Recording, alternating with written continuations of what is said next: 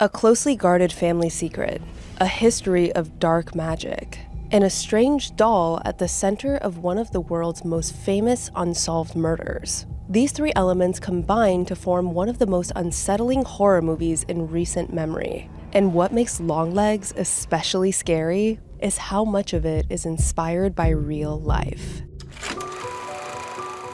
Welcome to Twisted Tales, a Crime House original. I'm Heidi Wong. Every week, I'll take you deep into the true stories behind horror's biggest legends. From vengeful ghosts to bloody slashers to alien encounters and more, these real-life accounts are guaranteed to keep you up at night. But scary stories aren't any fun if you're telling them alone. If you've ever had a haunted moment or a twisted tale of your own, I want to hear about it. Drop it in the comments, the creepier the better. Today, I'm digging into Osgood Perkins' 2024 horror film, Longlegs. It stars Micah Monroe as Lee Harker, an FBI agent with a tortured past, and Nicolas Cage as the disturbed serial killer she's hunting, who only goes by the name Longlegs. This movie is downright creepy, and what makes it even more chilling is that Osgood Perkins pulled all sorts of real-world stories for inspiration, from one of America's most infamous unsolved murders, and his own childhood. No, young Osgood wasn't tormented by a serial killer. But just like Lee Harker in Longlegs, the Perkins family had their share of secrets. And in this episode, I'll tell you all about them.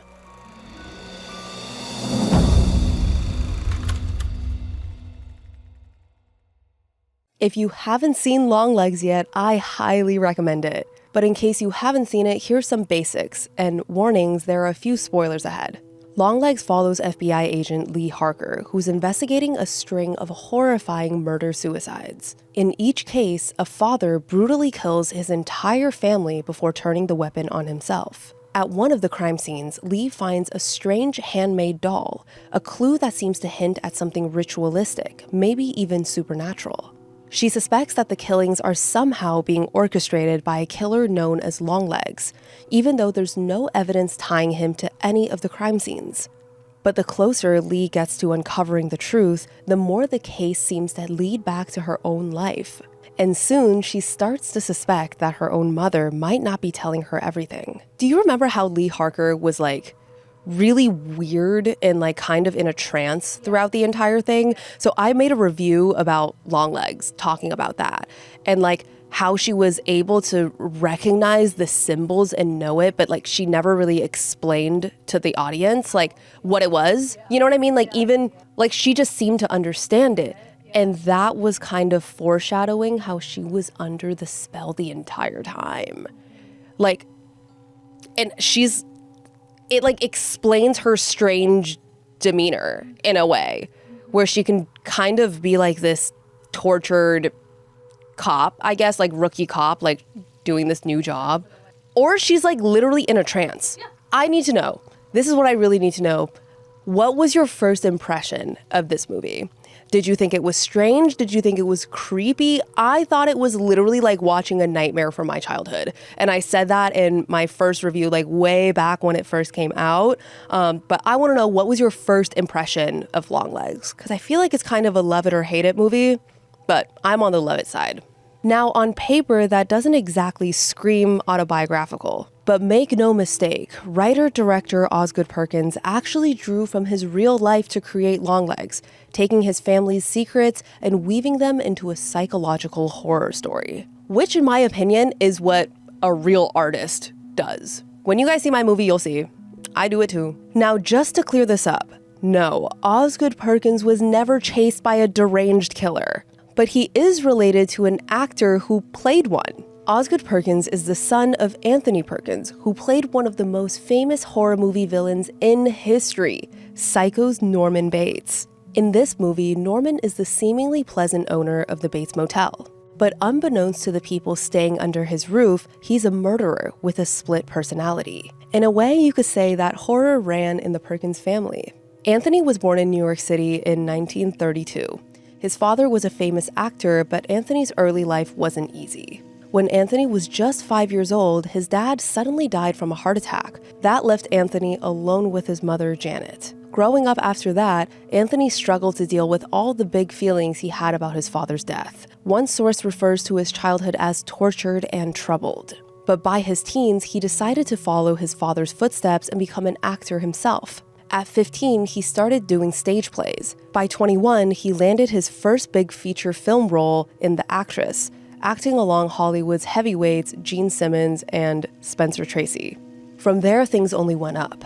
By 24, Anthony starred in Friendly Persuasion, and his role earned him an Academy Award nomination. And then, just a few years later, in 1960, Alfred Hitchcock came calling, offering Anthony the role of Norman Bates. You know the rest. The shower, the knife, the screaming. It's one of the most iconic horror films of all time. And after Psycho came out, Anthony became a bona fide Hollywood leading man. He had a bright future and career ahead of him. But he had a secret that threatened everything. Anthony Perkins was the picture of mid-century masculinity. He was handsome, charming, and the exact kind of guy Hollywood loved to market as the romantic lead. But he also secretly liked men. And in the 1960s, that was a problem, especially for a leading man like himself. If anyone found out, it could have ended his career. Anthony had known the truth about his sexuality since college, but he buried it deep. He couldn't risk being honest, so he lived a kind of double life. For more than a decade, he shared a home with a woman named Helen Merrill, who was 14 years his senior. Helen was this outspoken, demanding photographer with a thick German accent. They met when Anthony was one of her tenants. Once his acting career took off, he helped her open an art gallery. They had a symbiotic relationship and an arrangement of sorts. They lived together platonically. She helped him keep his secret, and he quietly saw men on the side. But their relationship eventually ran its course. Anthony moved out while Helen went on to become a theatrical agent. But then, in the early 1970s, Anthony met someone who would change everything. Her name was Barry Berenson, an actress, model, and photographer. She was creative and beautiful, and fun fact, she had a crush on Anthony ever since she saw him in a movie when she was 12. So when she got a chance to interview him for Andy Warhol's Interview magazine in 1972, she jumped on it. Barry was 24 when she met 40-year-old Anthony at his New York townhouse. She had her list of questions for him, but she was so nervous she could barely make her way through them. Anthony found it charming and helped her along, giving her the answers she needed for her piece. Not exactly the world's best interview, and Barry would admit that herself, but it all worked out for her because Anthony walked away intrigued.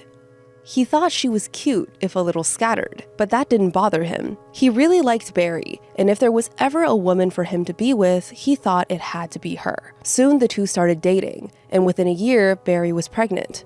They got married in 1973 in a small private ceremony in Cape Cod. Anthony was 41. Barry was 25. 6 months later, their first son, Osgood, was born. 2 years later came another son named Elvis.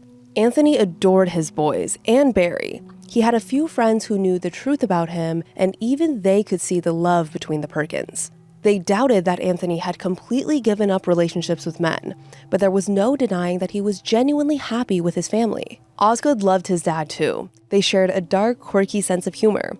When Osgood was 9, he even acted alongside Anthony, playing the young Norman Bates in flashbacks throughout Psycho 2. Osgood later said he was terrified on that set. It felt all too real to him. The sense of familiarity turning horrifying would stay with him for years. He kept acting here and there. He had some small parts in Secretary, Not Another Teen Movie, and Legally Blonde. Seriously, he was David Kidney, Elle's dorky classmate.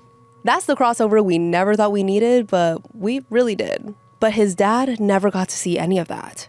In the late 80s, Anthony started having health problems. In 1990, he experienced facial palsy, which is when you start to lose feeling in your face. He went to the hospital to get some tests done. While he was there, someone at the hospital secretly stole his blood and tested it for HIV, then leaked the results to the National Enquirer. Anthony found out from the tabloids that he was HIV positive. When he went to confirm the diagnosis, he was tested for AIDS, and that test came back positive. Anthony only told one person, Barry. She was devastated when she heard the news, and confused. She didn't understand the disease and how it worked, or she simply didn't want to. The implications were too much for her to bear, and she would rather stay in blissful ignorance. She did want to tell their friends that he was sick, but Anthony refused. He wanted to keep it quiet for the sake of his career. Eventually, when people started to notice his health declining, she begged to confide in a few close friends, just so she wouldn't have to carry it alone. By that point, Barry knew everything about Anthony's illness and his sexuality, but she agreed that they should keep those secrets to themselves as much as they could, to protect themselves, but also, and most importantly, their children. 2 years later, in 1992, Anthony passed away from AIDS complications. He was 60 years old. Osgood was just 18 at the time. You know that feeling when you start the year and decide it's time for a little wardrobe refresh? That's where I am right now, and Quince has made it so easy. I have one of their Mongolian cashmere sweaters, and it's so soft, easy to layer during the holidays, and feels like a designer piece without the markup. Quince really has all the staples covered. I've also been into their denim pieces. They're easy to dress up or down, and their Italian wool coat is now my go-to for chilly mornings. The quality really shows in the details. The stitching, the fit, the fabric, they're all thoughtfully designed to last for years, not just a season. And the best part, everything is made from premium materials in ethical factories, but priced way below other luxury brands. Refresh your wardrobe with Quince. Don't wait. Go to quince.com/twisted for free shipping on your order and 365-day returns. Now available in Canada too. That's QUINCE.com/twisted to get free shipping and 365-day returns. Quince.com/twisted. As a teenager, Osgood had realized his parents were keeping things from him, but he never confronted them about it. So the truth remained in the shadows, hidden just out of sight. That changed as he got older and started unraveling his family's secrets. He knew his mom had done what she thought she had to in order to protect him and his brother. But her choices left Osgood with questions, big ones. Had his mother done the right thing by keeping those secrets? Should she have told her sons everything? If he was in her shoes, what would he have done? Those questions would haunt him for years, until nearly 3 decades later when he finally confronted them when he wrote and directed Longlegs. But by then, Osgood wasn't just reckoning with his family's ghosts. He had been inspired by a few other things along the way. There was another story, a real one, that had gripped America just a few years after his father's death. A story about a 6-year-old beauty pageant girl whose body was found in her family's basement, and a mystery that would never be solved. Despite Longlegs being Osgood Perkins' 4th horror film, and the movie being about a truly disturbed serial killer, Osgood said he wasn't really a true crime guy. He wasn't reading articles or binging documentaries the way a lot of us do. For something to actually reach him, it had to cut deep. But there was one crime that did. One of America's most infamous unsolved cases, the murder of JonBenét Ramsey. If you've never heard of her story, here's a quick refresher. In December 1996, the day after Christmas, 6-year-old JonBenét disappeared from her home in Boulder, Colorado. Her parents, John and Patsy, reported her missing. They handed over a ransom note they found in the house. Now, this wasn't your typical cut and paste ransom note from the movies. It was almost 3 pages long, all handwritten, rambling, and full of strange details. And it had one very specific demand: $118,000. Weirdly, it was almost the exact amount of John Ramsey's Christmas bonuses that year. A huge search began for JonBenét. Police, neighbors, reporters, everyone in Boulder seemed to be involved. But then, just a few hours later, JonBenét was found, in her own home. Her father discovered her body in the basement. She'd been strangled after enduring some kind of head trauma. The investigation that followed became national news. The country was horrified, and almost immediately, suspicion turned on the Ramseys themselves. For years, people debated whether JonBenét's parents or even her older brother might have had something to do with her death. Eventually, the family was cleared. But public opinion was harder to shake. Even today, people still argue about what really happened in that house. But Osgood Perkins wasn't obsessed with who did it. He wasn't trying to play armchair detective to solve the case. What stuck with him was one detail, something small but bone-chilling. There's one thing everyone seems to remember the most about JonBenét Ramsey. She was a 6-year-old beauty pageant queen. Her mother, Patsy, had been in pageants herself, and she'd passed that world down to her daughter. Patsy would paint full glam makeup on JonBenét's face, dress her in outfits that seemed better suited for a grown woman, and sent her out to perform routines. Patsy was so proud of JonBenét. And for Christmas of 1996, Patsy wanted to give her daughter something special, so she ordered a custom doll from a company called My Twin. Apparently, their dolls were all the rage. Basically, if you send a company a photo of your child, they would make a life-size doll that looked exactly like them. So Patsy went through the whole thing, and a few weeks before Christmas, the doll arrived at the Ramseys' house. Patsy put it away in the basement on a high shelf in the laundry room, somewhere JonBenét wouldn't find it and spoil her surprise. Then, on Christmas Eve, when unwrapping presents, Patsy went to the basement to get the doll. She took the box down, set it on the washing machine, and lifted the lid. Inside, the doll lay perfectly still, eyes closed, face painted, hair styled, exactly like a tiny person lying in a coffin. Just for a second, Patsy's stomach dropped.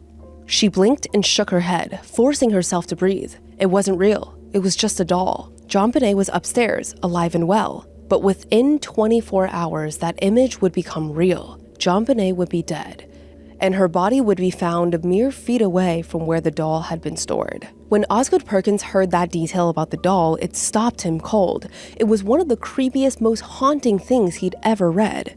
He kept turning it over and over in his head. The idea that a replica of a little girl had almost predicted her fate, foreshadowed it. It made him think of voodoo dolls. You know, the kind where if you hurt the doll, you hurt the person that it represents? Although, quick side note, that's not really historically accurate. Contrary to popular belief, voodoo dolls generally aren't used for harmful purposes.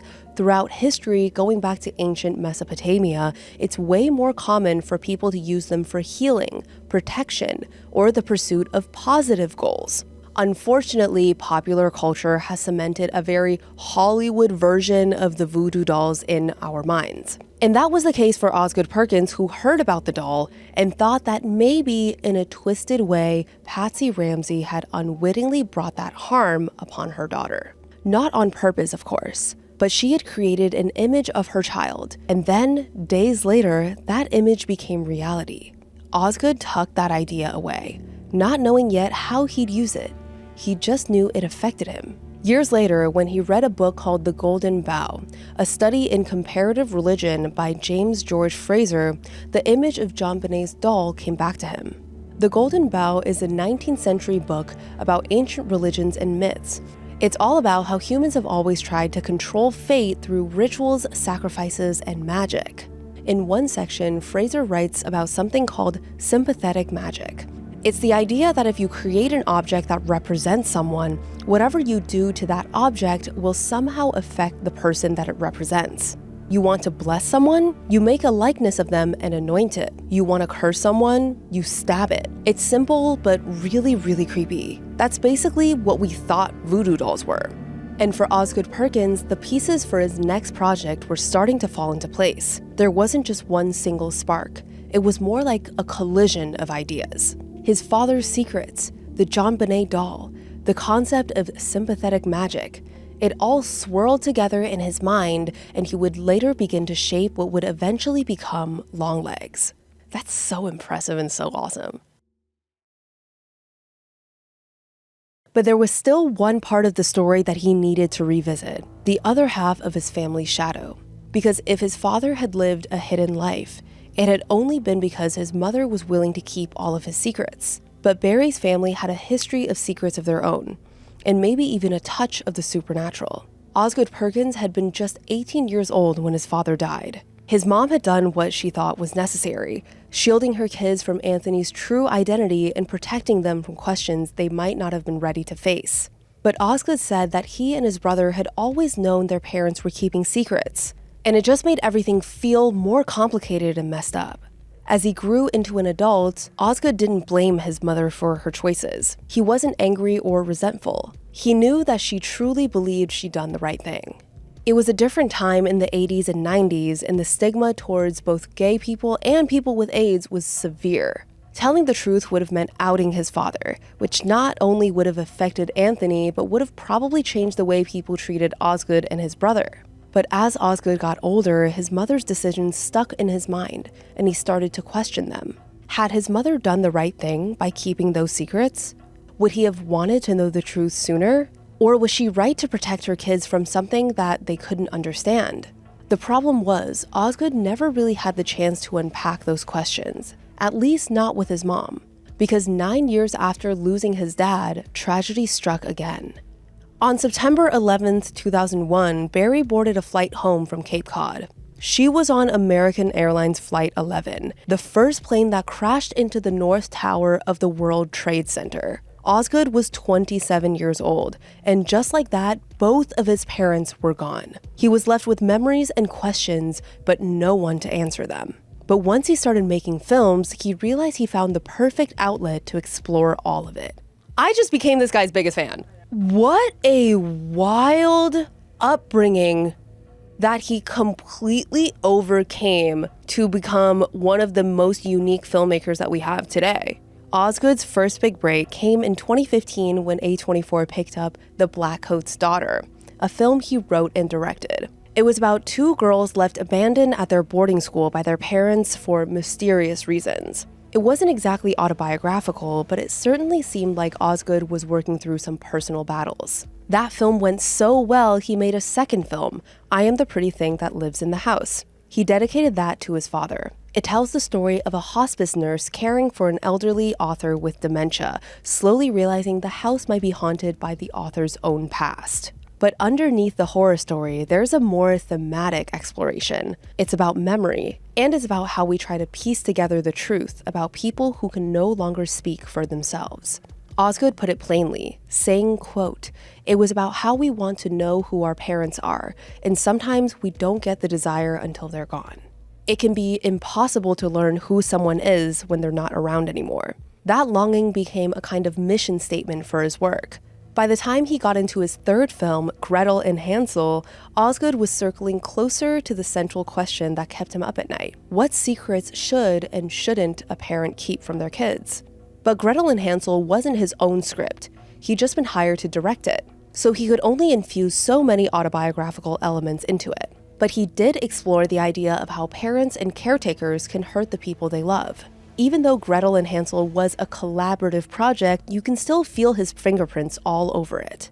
He had taken a familiar fairy tale and made it into a moody, psychological film about survival, power, and what it means to grow up in the shadows of someone else's choices. And also stylistically, it was just so Oz Perkins.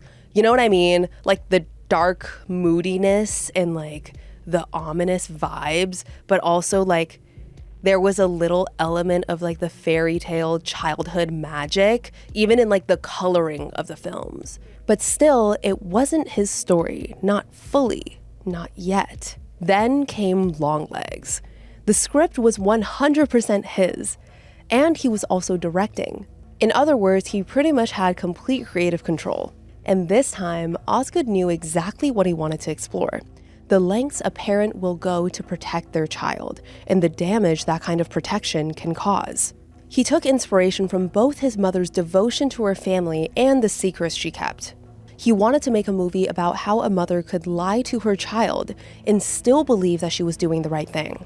And as a father with teenagers himself at that point, he'd become even more fascinated by the impossible decisions parents make just to keep their kids safe. That became the emotional backbone of Longlegs. But Osgood wasn't working on some indie, darling character study drama.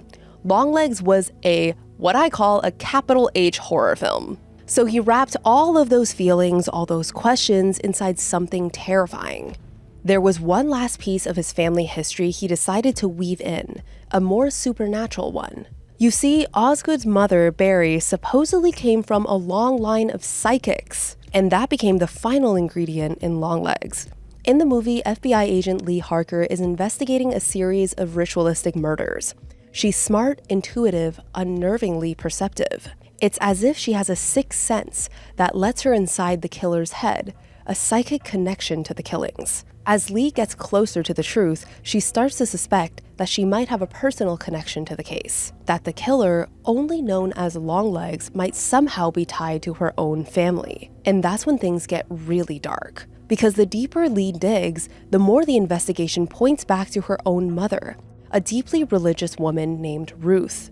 You can see where he's going with this. Repressed moments from Lee's childhood starts to resurface, and Lee slowly realizes the truth she's been running from her entire life.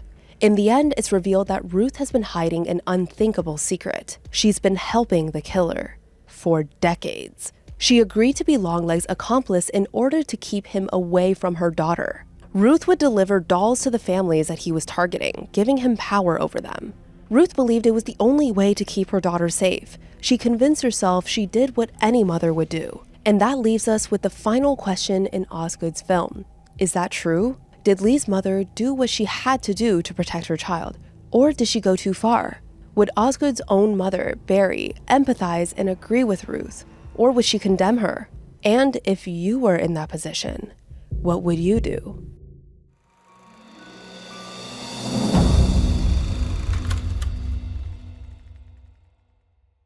Thanks so much for joining me on this episode of Twisted Tales, a Crime House original. I'd love to hear from you. What did you think about today's stories? Anything you're dying for me to cover? Leave a comment or review wherever you're tuning in. And be sure to follow Twisted Tales so we can keep building this community together. I'll be back next week with another unbelievable true story. Until then, stay curious. And remember, there's no reason to fear the dark unless you try to hide from it.